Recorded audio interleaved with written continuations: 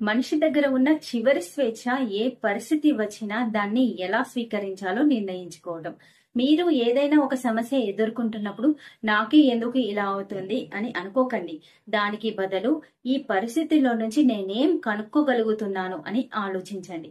మనలో చాలా మంది పేరెంట్స్ ఇలా అనుకుంటున్నారు, ఇప్పటి వరకు పిల్లల కోసం, కుటుంబం కోసం జీవించాం, కానీ మన జీవితానికి మీనింగ్ ఏంటి, ఇంకా ఏం చేయాలి అని. ఇదే ప్రశ్న ఒక గొప్ప వ్యక్తి అయిన విక్టర్ ఫ్రాంకిల్ తన జీవితంలోనూ అడిగారు. ఆయన కాన్సంట్రేషన్ క్యాంప్ లో ఉన్నప్పుడు అనేక కష్టాలను ఎదుర్కొంటున్న ఒక గొప్ప సత్యాన్ని కనుగొన్నారు. అది ఏంటంటే, మనిషిని బతికించే శక్తి అనేది డబ్బు, పదవి, భోగంలో లేదు. అది మన జీవితంలోని మీనింగ్. ఈ రోజు మనం ఆయన పుస్తకం మ్యాన్స్ సర్చ్ ఫర్ మీనింగ్ ఆధారంగా మనలాంటి తల్లిదండ్రులకు ఉపయోగపడే జీవిత పాఠాలను తెలుసుకుందాం.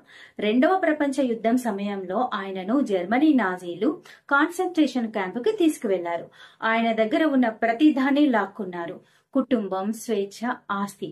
కానీ ఒక్క విషయం మాత్రం ఆయన దగ్గరే ఉండిపోయింది. అదేంటి అంటే యాటిట్యూడ్ ఎంచుకునే స్వేచ్ఛ. ఆయన గమనించారు, శారీరకంగా బలంగా ఉన్నవారు కాదు, బాధల్లో మీనింగ్ కనుక్కున్న వారే చాలా కాలం బ్రతికారు. మన జీవితంలో కూడా ఇలాంటి పరిస్థితులు వస్తాయి. కొంతమంది హెల్త్ ప్రాబ్లమ్స్ తో బాధపడుతూ ఉంటారు, మరికొందరు ఫైనాన్షియల్ స్ట్రెస్ తో బాధపడుతూ ఉంటారు, ఇంకొందరు పిల్లలకు దూరం అయ్యి లోన్లీనెస్ తో బాధపడుతూ ఉంటారు. ఇలా ఎలాంటివైనా బాధలు కావచ్చు. కానీ ఇలాంటి పరిస్థితుల్లో మనకంటూ ఒక మీనింగ్ ఉంటే మన మనసు నిలబడుతుంది. ఫ్రాంకిల్ చెప్పినట్టు జీవితంలో మీనింగ్ కనుక్కోవటానికి 3 ప్రధాన మార్గాలు ఉన్నాయి. ఒకటి, సృష్టి. మనం ఏదైనా సృష్టిస్తే మన జీవితం అర్థవంతం అవుతోంది. ఇది పేరెంట్స్ కోసం. పిల్లల కోసం ఒక లెగెన్సీ వదిలిపెట్టడం, లేదా ఏదైనా ఒక పుస్తకం రాయటం, లేదా ఏదైనా ఒక స్మాల్ బిజినెస్ స్టార్ట్ చేయడం, లేదా గార్డెన్ ని నింపేయటం. ఏదైనా సరే సృష్టించడం అనేది చాలా గొప్ప విషయం. 2, అనుభవం. ప్రేమ, ప్రకృతి, సంగీతం, ఆర్ట్ ఇవన్నీ మన హృదయాన్ని అర్థంతో నింపేస్తాయి. ఉదాహరణకి, ఒక అమ్మ వాళ్ళ మనవడు మనవరాళ్లతో సమయాన్ని గడిపితే ఆ ప్రతి క్షణం ఒక అర్థవంతమైనది అవుతుంది. 3, బాధలో మీనింగ్.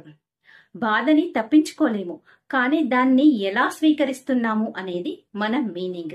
ఉదాహరణకి, ఒక తండ్రి చాలా హెల్త్ ప్రాబ్లమ్స్ తో బాధపడుతున్నారు, అయినా కూడా వాళ్ళ పిల్లలకి ధైర్యం చెప్తూ వాళ్ళ జీవితం ముందుకు సాగాలి అని ఆశిస్తే అది ఆయన మీనింగ్. పిల్లల పెంపకం తర్వాత వచ్చే ఖాళీ. మీనింగ్ లేని పేరెంట్స్ ఎక్కువగా బాధపడుతూ ఉంటారు. మీనింగ్ అంటే ఇప్పుడు కొత్త దాన్ని కనుక్కోవటం.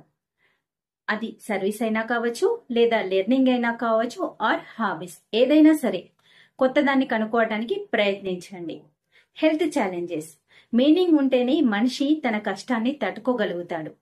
ఉదాహరణకి, నా ఆరోగ్యం కాపాడుకోగలిగితేనే నా పిల్లలకి నేను ఎగ్జాంపుల్ అవుతాను అని అనుకోవటం. Financial stress.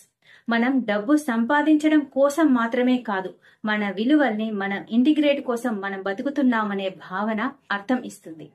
ఒక తల్లి తన జీవితంలో మీనింగ్ కోల్పోయింది, కానీ ఒకరోజు ఆర్ఫనేజ్ వెళ్లి అక్కడ పిల్లలతో ఆటలాడింది. అక్కడ తనకు అర్థమైంది, తన సంతోషం, తన ప్రేమ ఒక పిల్లవాడి హృదయం నింపింది. ఎంత కొత్త మీనింగ్ కదా. ఫ్రాంకిల్ చెప్పిన ఒక గొప్ప మాట, ఎందుకు బతకాలో తెలిసిన వారు ఏ కష్టం వచ్చినా తట్టుకోగలరు. పేరెంట్స్ గా మనం గుర్తుంచుకోవాల్సిన గొప్ప సత్యం ఇది. మీనింగ్ అంటే పెద్ద పెద్ద విజయాలు కాదు. మీనింగ్ అంటే మన కుటుంబంలో ఒక చిన్న చిరునవ్వు తెప్పించడమైనా కావచ్చు. మీనింగ్ అంటే మనం బాధలో ఉండి ఒక శాంతి చూపించడమైనా కావచ్చు. మీరు మీ జీవితానికి అర్థం ఎక్కడ వెతుకుతున్నారు? ఈ రోజు నుంచే ఆలోచించండి, రాయండి, జీవించండి. ఎందుకంటే మీనింగ్ కనుక్కున్న వారికి జీవితం అర్థవంతం అవుతుంది.